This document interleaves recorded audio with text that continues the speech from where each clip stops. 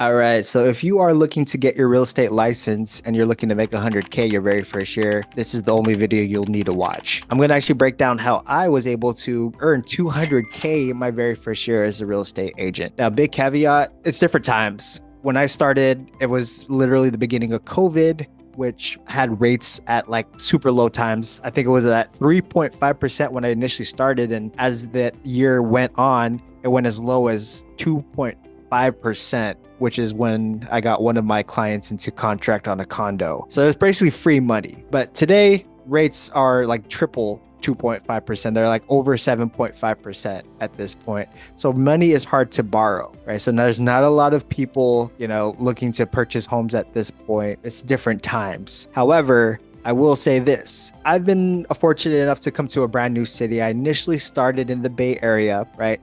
I came to a brand new city where I didn't really know anyone, right? Rates were still at, I think it was at like 6.7% when I initially moved out here, and it just continued to rise. Despite all these economic factors, I have still been able to actually find some success. I've closed 4 deals. I have 1 in escrow right now, and I'm currently working with 4 buyers right now who are actively looking to purchase a home this summer. So the point I'm trying to get across is that you're able to find success in any market condition. So long that you do the right things, you practice the right things every single day, you will find success as a first-time real estate agent. So again, if you are looking to become a real estate agent because you are looking to make more money, specifically 6 figures, these are my tips for you. So let's go ahead and get right into the video. All right. So number 1, you have to know your numbers. Really simple. You have to have a target, right? Whatever your target is, if it's 50K, 100K, 200K, even if it's not monetary, if it's like more deals driven, if you're trying to make, close 4 or 5 deals, find your target, figure out where your target is, and just kind of make sure that you're constantly reminding yourself of whatever that target is every single day. The more you focus on it, the easier it is to achieve it, right? You want to keep it in your subconscious. You want to keep it in your conscious mind, and you want to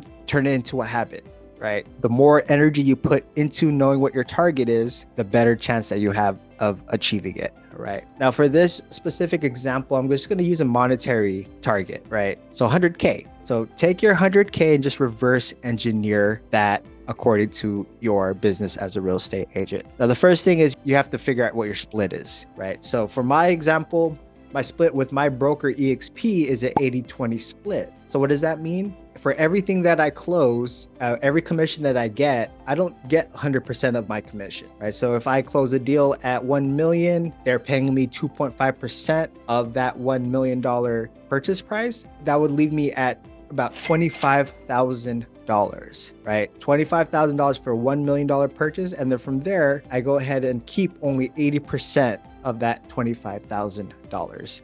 Now, I say only, but that's still a lot of money. If you do the math, so $25,000 times 80% is equal to $20,000. So I'm giving $5,000 to my broker based off that 80-20 split. Now, another thing that I want you to know is whatever your typical commission split is when you're doing transactions. So this was a big thing for me. As you know, I'm here in a brand new city. In the Bay Area, everything was 2.5% always. If you're listing a home, you're typically going to be getting 2.5%. If you're representing a buyer to purchase a home, the seller is typically going to pay you 2.5% in the Bay Area. Here in Riverside County in Corona, California, it's 2%, right? So you have to know your numbers because that 0.5% actually makes a huge difference. So going into the business, do your own research. Know your numbers, know what the typical standard is for your commission rate, know what your split is,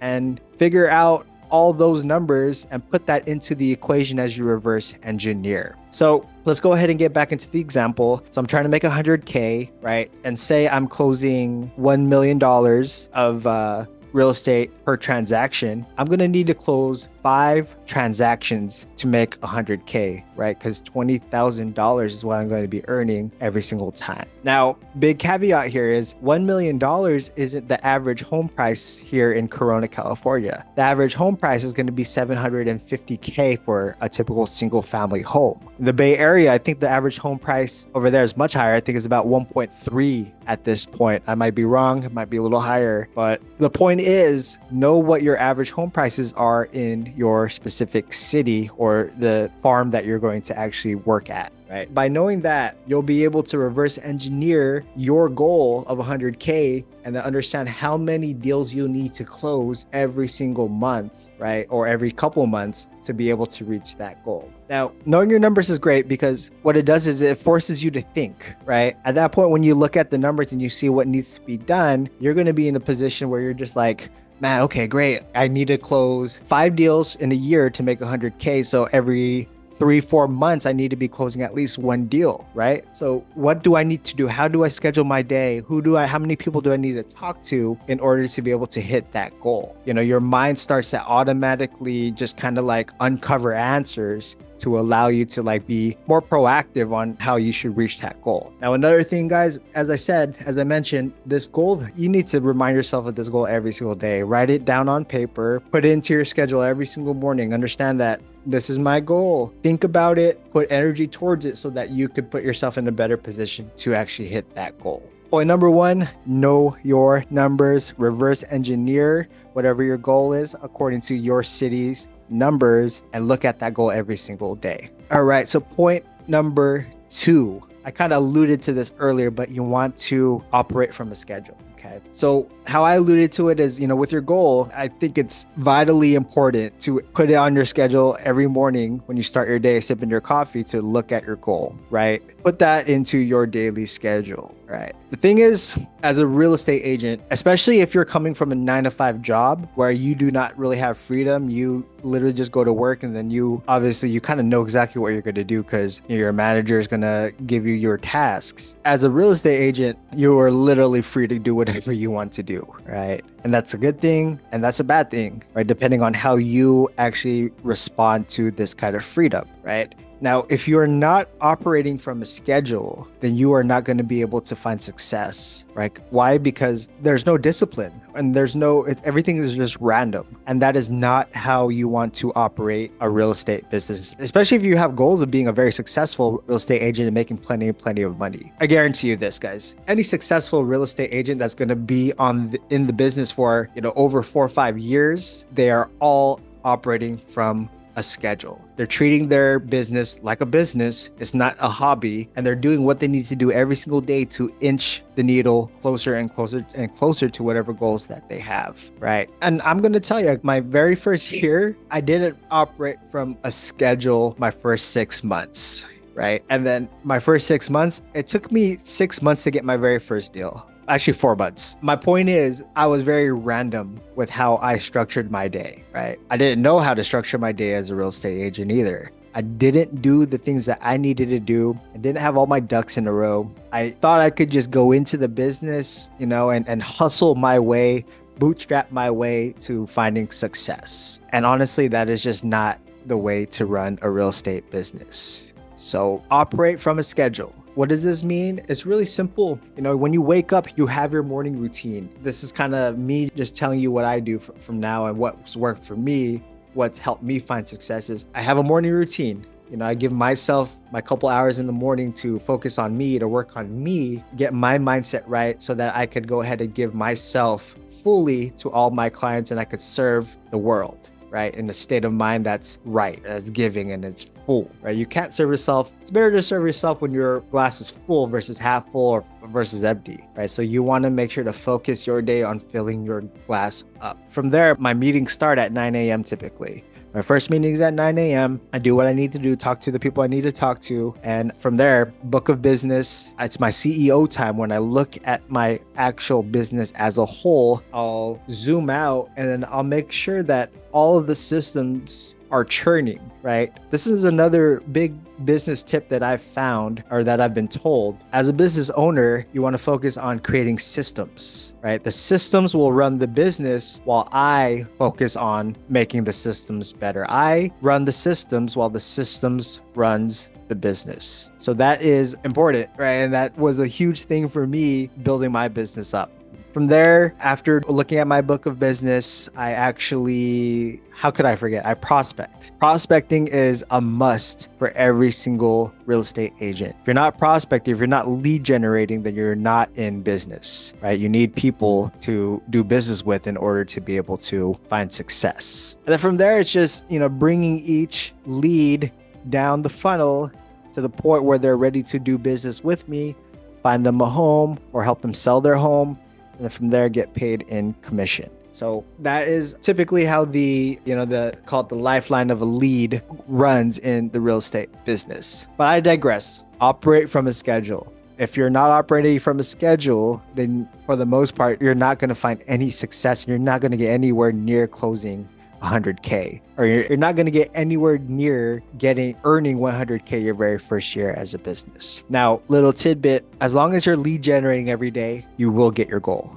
You'll hit that goal, but you have to make sure that you're actually lead generating effectively every single day. If you're not doing that, then that is not the way to go if you're looking to make a lot of money in this business. All right, so point 3, final point, join a team. Your very first year. Join a freaking team your very first year. Going back to my story. All right, my very first year, I didn't close my first deal until I was 4 or 5 months into the business, right? And I got very, very lucky. That was just me hustling. That was me bootstrapping, me just doing what I needed to do to freaking survive. I was hunting, right? Hunting every day until I finally was able to kill that big cow that I was looking for. It's not the way to go your very first year, guys. In my opinion, I wish I had done this looking back, is to join a team, right? Because joining a team allows you to leverage other people, right? Other people's experience, other people's leads, and allows you to learn more than anything, understand, put you in the same room as people who have found success. It's the biggest cheat code out there for in real estate is to join a team. And I wish I really did that in my very first year. Okay, but going back to my example. So after my first deal was closed, I was looking at homes for some clients, some investors, and I ran into another agent who was in the same brokerage that I was in, just in a different office. And well, she had a small team. I guess she saw how, she just kind of like saw how passionate I was, how much I really wanted to find success as a real estate agent. She asked me to join her. She asked me if I was on a team, and she asked me to actually join her team. Kind of like jokingly though. It wasn't very serious, but I felt it was right. Like we just had a good kind of connection. She was really cool. I saw that she was a top producer as well. And I saw that I could actually learn a lot from her. So I joined her team, right? And I don't want to get into too much detail, but the 7 months after I had joined her team, I think I closed 9 deals.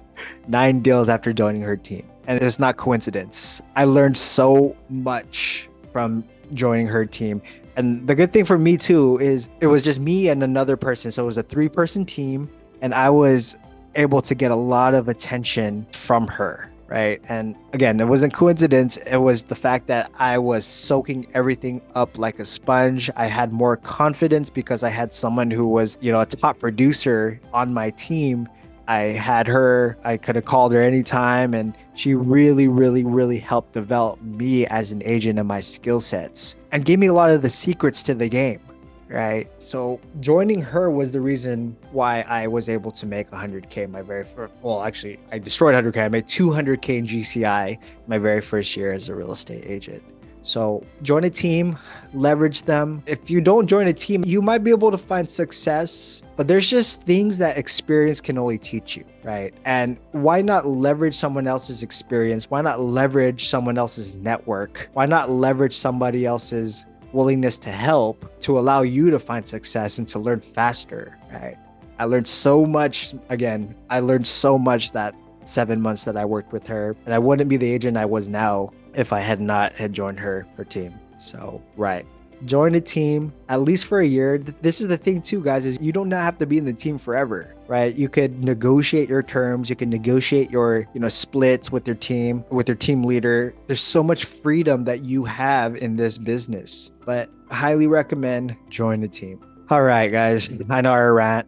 I kind of go freestyle with this video, but hopefully you get a lot of value in it. If you did and you made it to the very end of the video, first and foremost, thank you for spending time with me. If you did enjoy the video, I would really appreciate the like or a subscription. I will continue to make these kind of videos. If you have any topics or any questions about being a real estate agent, absolutely send me a comment or send me a DM. I'll be happy to help and just kind of share my experiences with you. With that said, guys, until the next video, deuces.